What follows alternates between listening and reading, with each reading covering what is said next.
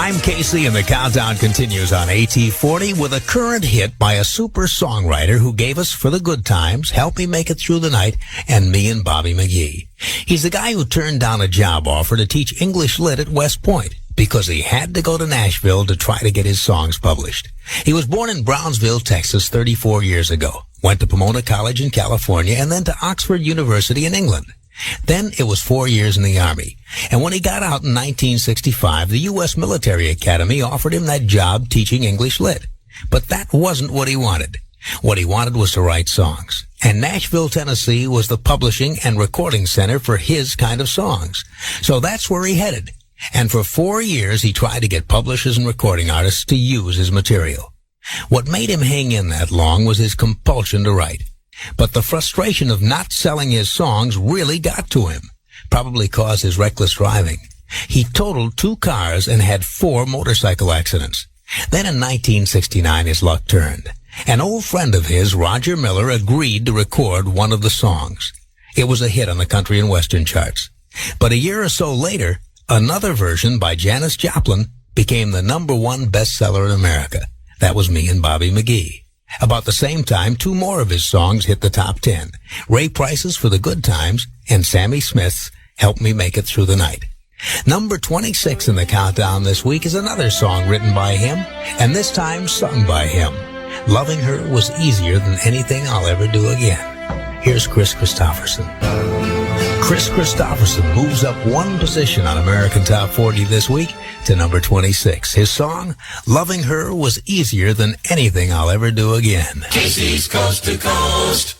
This is Casey Kasem in Hollywood. And now, at number 35, the latest hit by the man who keeps trying different things and hits the top at whatever he tries. As a college student, he won a Rhodes Scholarship to Oxford University in England. As a soldier, he volunteered for Vietnam, but instead was offered a job teaching English Lit at West Point.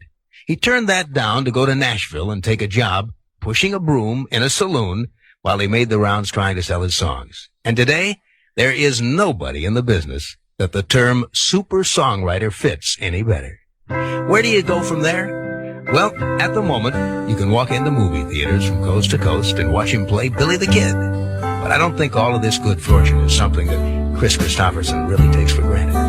Otherwise, why would he write a song like Why Me? Why me, Lord?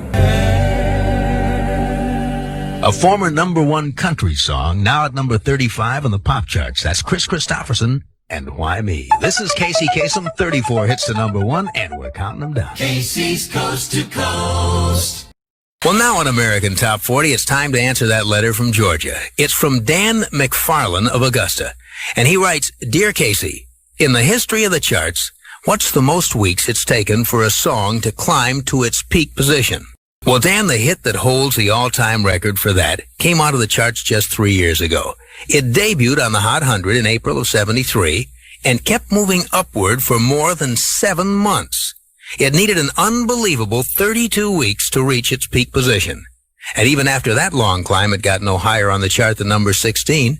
It was written and sung by a young man from Texas who went to Oxford University in England on a Rhodes Scholarship and then turned down a teaching job at West Point. Went to Nashville to become a songwriter, a super songwriter. He wrote Me and Bobby McGee, For the Good Times, and Help Me Make It Through the Night. Then, with no experience, he became an instant movie actor, a star yet in films such as Pat Garrett and Billy the Kid, Alice Doesn't Live Here Anymore, Bloom and Love, and right now he's filming a remake of A Star Is Born, sharing star billing with Barbra Streisand. The man I'm talking about, and maybe you guessed it, is the multi-talented Kris Kristofferson. And the slowest climbing song in chart history was his hit of 3 years ago, Why Me? Thanks for your letter, Dan. Another good question. Now on with the countdown. Number 10.